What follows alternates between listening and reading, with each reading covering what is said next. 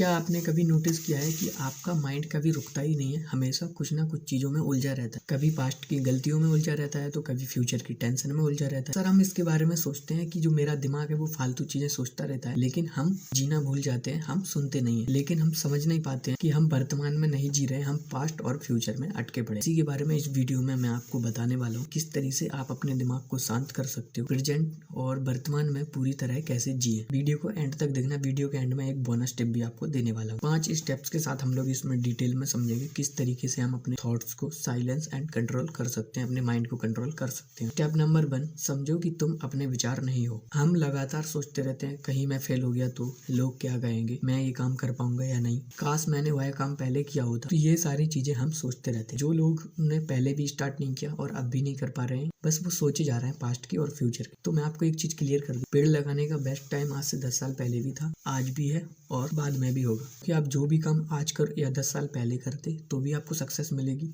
अगर आप आज करोगे तो भी आपको सक्सेस मिलेगी। हाँ, थोड़ा लेट हो जाएगा क्योंकि 10 साल आप करते तो जल्दी मिल जाती। आज आप स्टार्ट करोगे तो 2-3 साल तो मिनिमम लग जाते। तो हमें इस सोचने की बजाय हमें स्टार्ट कर देना चाहिए। हमें अपने माइंड को कंट्रोल नहीं कर सकते, लेकिन हम अपने विचारों को कंट्रोल कर सकते हैं। लेकिन सच यह है कि ये हमारे विचार नहीं है।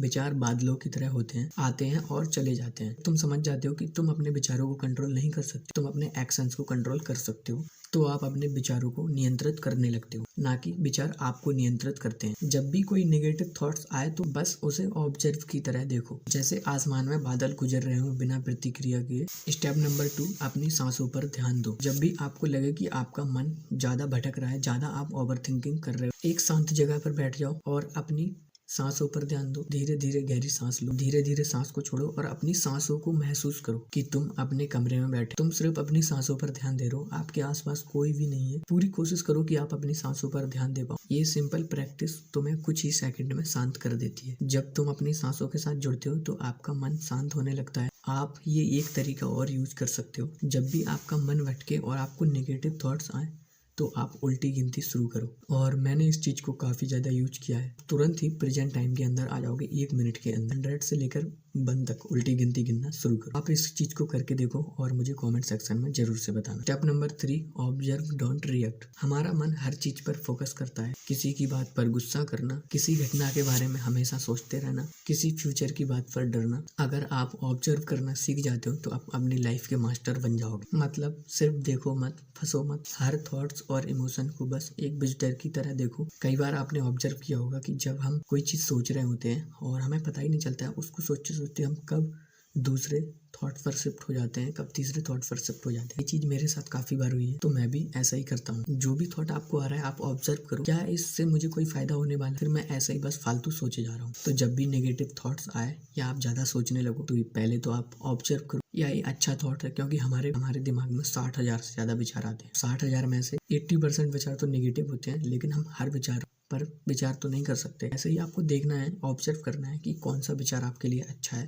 स्टेप नंबर 4, नेचर के साथ समय बिताओ। कि इस टाइम में भागदौड़ वाली जिंदगी में हम नेचर से दूर होते जा रहे हैं। किसी को देखो सुबह उठता है सीधा फोन में लग जाता है। मेरे अंदर भी पहले यही आदत थी कि मैं उठता था, फोन उठाता था, लेकिन अब मेरी हैबिट चेंज हो चुकी है और मैं सुबह 3:30 बजे उठता हूँ डेली, बुक्स पढ़ता हूँ और अपनी स्क्रिप्टिंग करता हूँ वीडियो शूट करने के लिए। तो काफ़ी सारी चीज़ें मैं सुबह सुबह करता हूँ। हर दिन कुछ समय के लिए ऐसी जगह पर जाओ जहाँ आपको कोई डिस्टर्ब ना करे। ऐसी जगहों पर जाओ जहाँ आपके आसपास कोई शांत जगह हो, कोई पहाड़ हो जहाँ पर आप जा सकते हो, और वहाँ पर जाकर बैठो, उस नेचर को महसूस करो, ठंडी हवा को महसूस करो, चिड़ियों की आवाज़ को महसूस करो। क्योंकि जब आप नेचर में जाओगे और 1 घंटे मिनिमम अगर आप डेली नेचर में बिताना स्टार्ट कर दोगे तो मैं गारंटी दे रहा हूँ जो भी थॉट्स आपको आते हैं, फ्यूचर की टेंशन होती है, पास्ट की टेंशन होती है, ये सब आपकी दूर हो जाए। सारी चीज़ें मैंने खुद करी हुई हैं, तब मैं आपके साथ शेयर कर रहा हूँ ये चीज़। क्योंकि आज के टाइम पे अब जिस किसी को देखो हर कोई टेंशन में है, कोई पास्ट की टेंशन में, कोई फ्यूचर की टेंशन में है। 99% लोग प्रेजेंट टाइम में नहीं है, सारे के सारे फ्यूचर और पास्ट में अटके पड़े हैं।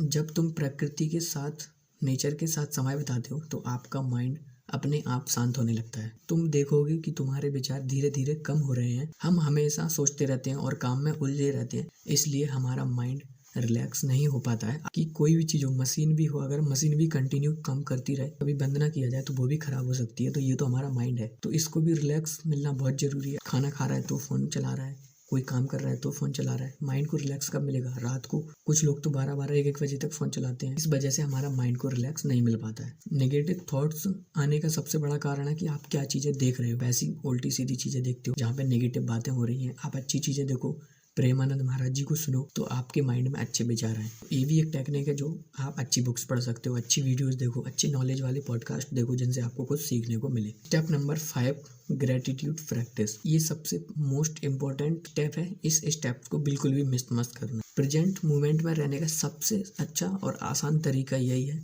ग्रेटिट्यूड प्रैक्टिस करना। डेली सुबह उठो और अपने कमरे के अंदर जो भी आसपास आपकी चीज़ें हैं उन सब के लिए थैंक यू बोलो। डेली रात को सोने से पहले कोई भी 10 चीज़ों के लिए आप ग्रेटिट्यूड प्रैक्टिस करो। एक न्यू कॉपी लो और उस 10 चीज़ों के लिए ग्रेटिट्यूड लिखो जिनके लिए आप कृतज्ञ महसूस करते हो। चाहे आपकी अच्छी हेल्थ हो सकती है, आपकी पढ़ाई हो सकती है, आपको इतना अच्छा घर भगवान ने दिया, इतने अच्छे पेरेंट्स दिए, सब कुछ इतना अच्छा दिया, उसके लिए आप थैंक यू बोल सकते हो। आपकी सांसें चल रही हैं, आपका इतना अच्छा परिवार है, इन सभी चीज़ों के लिए आप भगवान का धन्यवाद कर सकते हो। क्योंकि जब हम थैंकफुल होते हैं तो हमारा ध्यान शिकायतों से हटकर प्रेजेंट टाइम में आ जाता है, जो चीज़ें आपके पास ऑलरेडी हैं। और यही पल है जहाँ आपको शांति मिलती है, आपका माइंड रिलैक्स करता है और आपको अंदर से हैप्पी फील होता है। मन शांत करने का मतलब ये नहीं है कि तुम कुछ सोचोगे ही नहीं। मन शांत करने का मतलब है कि अभी आपके दिमाग में नेगेटिव थॉट्स आ रहे हैं, आप पास्ट और फ्यूचर में अटके पड़े हो, तो आपको नेगेटिव थॉट्स आने की बजाय पॉजिटिव थॉट्स आना स्टार्ट हो जाएंगे। अच्छे विचार आपके मन में आएंगे और जिन विचारों पर आप एक्शन भी ले सकते हो। आप अपने नेगेटिव विचारों को कंट्रोल नहीं कर सकते,